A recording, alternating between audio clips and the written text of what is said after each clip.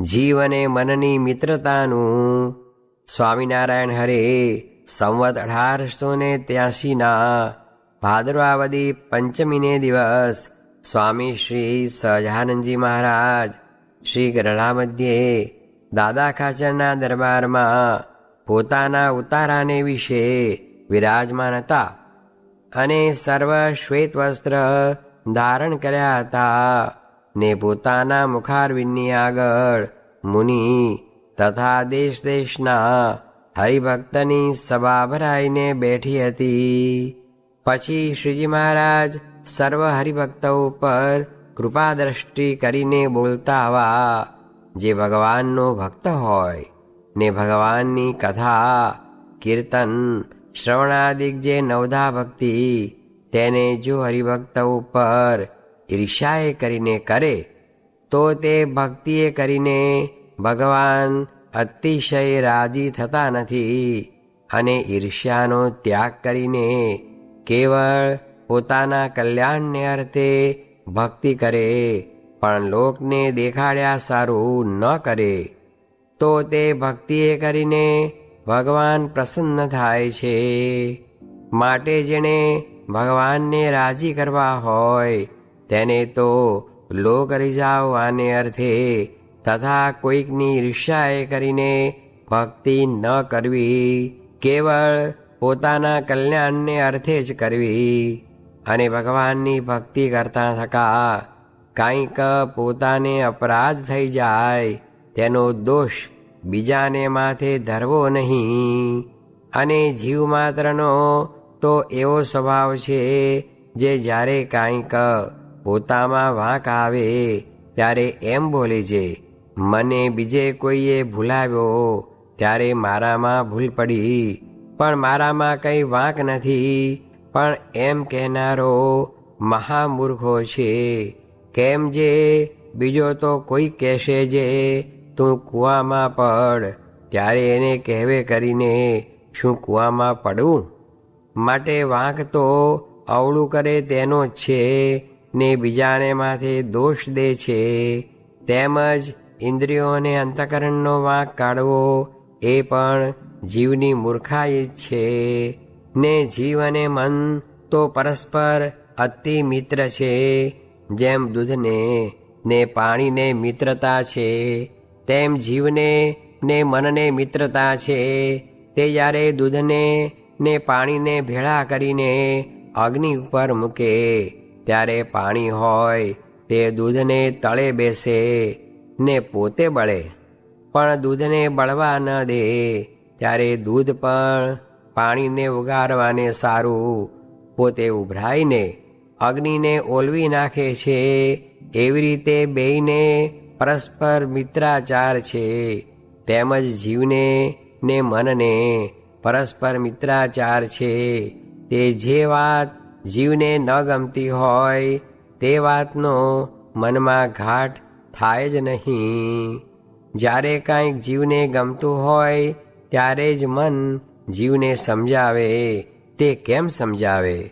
તો જીવ જ્યારે ભગવાનનું ધ્યાન કરતો હોય ત્યારે મન કહેશે જે ભગવાનની ભક્ત કોઈક બાઈ હોય તેનું પણ ભેળું ધ્યાન કરવું, પછી તેના સર્વ અંગનું ચિંતન કરાવીને પછી જેમ બીજી સ્ત્રીને વિશે ખોટો ઘાટ ઘડે તેમ તેને વિશે પણ ખોટો ઘાટ ઘડે.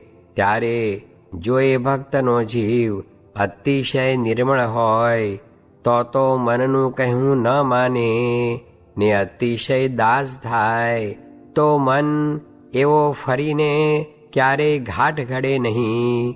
અને જો એનો જીવ મલિન હોય ને પાપે યુક્ત હોય તો મનનું કહેવું માને. ત્યારે વળી મન એને ભૂંડા ઘાટ કરાવીને કલ્યાણના માર્ગથી પાડી નાખે.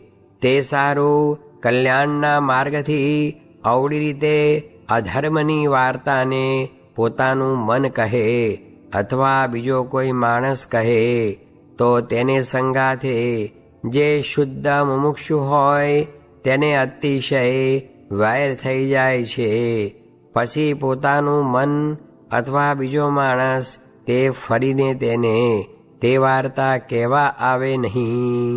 અને મન છે તે તો જીવનું મિત્ર જ છે, તે જીવને ન ગમે એવો ઘાટ ઘડે જ નહીં.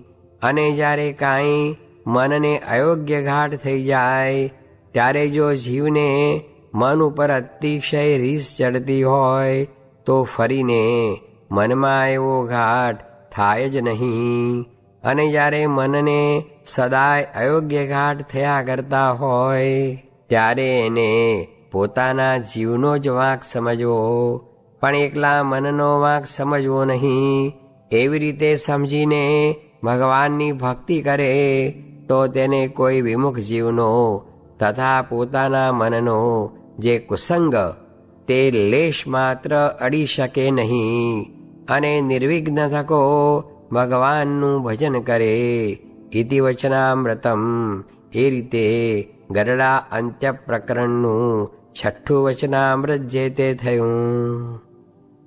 સ્વામિનારાયણ હરે સ્વામીએ વાત કરી જે મોક્ષના દાતા તો ભગવાનને સાધુએ બે જ છે, ને વૈરાગ છે તે તો વિષય સાથે વેર કરાવે પણ ભગવાનનું કામ ન કરે. ને આત્મનિષ્ઠા છે તે સર્વેમાંથી પ્રીતિ તોડાવે પણ ભગવાનનું કામ ન કરે. ને ધર્મ છે તેણે કરીને સુખી રહે પણ ભગવાનનું કામ ન કરે. માટે મોક્ષના દાતા તો ભગવાન ને સાધુ એ બે જ છે, માટે એનો અવગુણ ન લેવો. સ્વામિનારાયણ હરે સ્વામીએ વાત કરી જે ભગવાન ભજીએ છે તેમાંથી બહુ જ મોટો લાભ થશે. તે એક બ્રહ્માંડ જેટલો ન કહેવાય ને 100 બ્રહ્માંડ જેટલો પણ ન કહેવાય. સ્વામિનારાયણ હરે સ્વામીએ વાત કરી જે જ્યાંથી અચાનક ઉચાળા ભરવા તે ઠેકાણે ઉદ્યમ કરે છે, ને જ્યાંથી કોટી કલ્પે પણ ઉચાળા ન ભરવા તેને અર્થે ઉદ્યમ નહીં, એ જ અજ્ઞાન છે. સ્વામિનારાયણ સ્વામીએ વાત કરી જે મહારાજે અનેક પ્રકરણ ફેરવીને સાધુને વર્તાવ્યા ને અનેક પ્રકરણ ફેરવીને પ્રવર્તાવ્યા તેનો વિચાર કરવો, ને તેમાંથી મુમુક્ષુને કેટલું ગ્રહણ કરવાનું છે તે ધ્યાન કરવાના પ્રકરણમાં, ધૂન કરવામાં ને કીર્તનમાં થાકવું નહીં, ને મનને ગમતું ન કરવું ને ન ખાવું એ બહુ આકરું કહેવાય. ને ક્રોધનું ખંડન જે દંડવત કરવા ને ગાડે ન બેસવું એ આદિક પંચ વિષયનું ખંડન અનેક પ્રકારે, ને ધર્માદિક ગુણનું પ્રતિપાદન એ સર્વેનો તપાસ કરવો, ને ઉત્થાન ઓળખવાનું પ્રકરણ એ સર્વે પ્રકરણનો વિચાર કરીને વર્તવું. સ્વામિનારાયણ હરે સ્વામીએ વાત કરી જે સ્વામીએ એક બાવળિયા સામું જોઈને કહ્યું છે, જેમ રેતીએ કરીને આ બાવળિયો સોરાઈ ગયો છે, પણ તે 1,00,000 યોજનનો સમુદ્ર ભર્યો છે, તેના જળે કરીને લીલો પલ્લવ થતો નથી. કેમ જે રેતીએ કરીને સોરાઈ ગયો છે, તેમજ વિષય કરીને તો જીવ સોરાઈ જાય છે. પણ મીઠા જળના મહાસમુદ્ર જેવો આ સત્સંગ તેમાં રહીને લીલો પલ્લવ થતો નથી. ને લોક ભોગ અને આ દેહ તેણે કરીને તો જીવ સોરાઈ ગયા છે એમ પ્રત્યક્ષ દેખાય છે. તેમજ રૂડા ગુણ છે તે પણ 3 પ્રકારના કુસંગે કરીને તો નાશ થઈ જાય છે. પણ જીવ ત્રપંખડો મૂકે નહીં ત્યાં સુધી જીવ સુખ્યો પણ થાય નહીં. એમ કહીને બોલ્યા જે આ જીવ તો મેવાસી થઈ બેઠો છે, પણ ભગવાનની ને મોટા સાધુની તો ગરજ રાખતો નથી, ને પોતાના જીવની તો ખબર જ નથી. ને જે મેમણ ચડ્યો પોઠીએ ને હાથમાં લીધી લાકડી ને કહે છે કેંકે હાણા ને કેંકે ન હાણા એમ બકે છે, પણ પોતાનું તળ તપાસતો નથી જે મારીશ કેને. એમ કહીને બોલ્યા જે મોટા થવાનું મન મારે દલમાં ઘણા દોડ, તેવા ગુણ નથી તન મારે કાં કરે તું કોડ.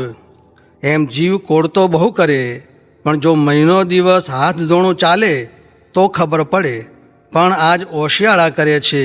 એવી રીતે વાત બહુ કરી છે. સ્વામિનારાયણ હરે સ્વામીએ વાત કરી છે ભગવાન આપણી બાયડી બળાત્કારે લઈ જાય તથા છોકરો લઈ જાય ને દોષ ન લેવાય તો સ્વરૂપનું જ્ઞાન થયું જાણવું, ને એવાનો મોક્ષ થઈ ચૂક્યો. સ્વામિનારાયણ હરે સ્વામીએ વાત કરી છે ભજન ભક્તિને કથા વાર્તાની સહાયને અર્થે ગૌણપણે મંદિરની ક્રિયા કરવાનો મહારાજનો હાર્દ છે, ને ક્રિયા પ્રધાન થઈ ગઈ છે. તે મહારાજના મળેલ નહીં હોય ત્યારે રાજા દ્વારે, આચાર્ય દ્વારે ને મૂર્તિઓ દ્વારે રક્ષા કરશે. સ્વામિનારાયણ હરે સ્વામીએ વાત કરી છે, ઉદ્યમ તથા ક્રિયા કરે અકલ્યાણ થતું નથી. તે તો કરવું, પણ પાપીનો સંગ ન કરવો. મુવાકુ જીવાવે, અસમાન ચડી જાવે, પય અન્નહું ન ખાવે, તો બી માયા કે ગુલામ હૈ. સ્વામિનારાયણ હરે સ્વામીએ વાત કરી છે, જો રોટલા મળતા હોય તો આગો પાછો પગ જ ન ભરવો, ને જો ભરે તો દુઃખી થાય, ને રોટલા તો સૂતા રહે તો પણ મહારાજ સોળમાં દઈ જાય, ને નીકર દીધા હોય તે લઈ જાય. માટે દાળ રોટલા ખાઈને ભજન કરી લેવું. લોકના ફિતુરમાં ને વ્યસન જેટલામાં તો આપણા રોટલા છે એમ જાણવું, ને દોડ ન કરવો. સ્વામિનારાયણ હરે સ્વામીએ વાત કરી છે, સંવત 1920ના ભાદરવા સુધી બીજને દિવસે જૂની ધર્મશાળા ઉખેડીને વાત કરી છે. જે ક્રિયા કરવી તેમાં માન, ક્રોધ અને ઈર્ષ્યા એ ત્રણ તો આવવા દેવા જ નહીં, ને ક્રિયામાં તો માણસ જડાઈ જાય છે. તે મોરે એક સાધુ ઉપરથી બેલું નાખતા હતા, તે જાણ્યું જે કોકના ઉપર પડે છે એમ થાતું હતું. ત્યાં તરત પાધરા બેલા સોતા જાતે પડ્યા. પછી ભગવાને રક્ષા કરી, પણ ક્રિયામાં એમ જડાઈ જવાય છે. માટે મોટું કામ તો ધીરે ધીરે કરવું, ને બીજું તો બધું થાય, પણ આ જે આજ્ઞા ને વર્તમાન જે પાળે તે ઉપર મહારાજની નિરંતર દ્રષ્ટિ રહે છે. તે આજ્ઞા ને નિયમ તે શું છે? 3 ગ્રંથમાં બધું આવી ગયું.